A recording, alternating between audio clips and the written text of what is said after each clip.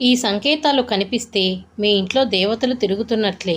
ఉదయం పూట మన ఇంటి ముందు కాకి అరుస్తుంటే మన ఇంట్లో దేవతలు తిరుగుతున్నట్లే. కాకికి దేవతలకి దగ్గర సంబంధం ఉంటుందని పండితులు చెబుతున్నారు. ఈ సంకేతాలు కనిపిస్తే మీ ఇంట్లో దేవతలు తిరుగుతున్నట్లే. ఉదయం పూట మీకు ఉడత కనిపించిందంటే మీ ఇంట్లో దేవతలు ఉన్నారని అర్థం చేసుకోవాలి. ఈ సంకేతాలు కనిపిస్తే మీ ఇంట్లో దేవతలు తిరుగుతున్నట్లే.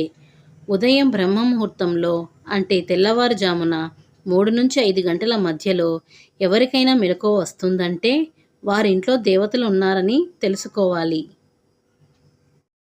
సూర్యభగవానుడికి ఇష్టమైన పనులు.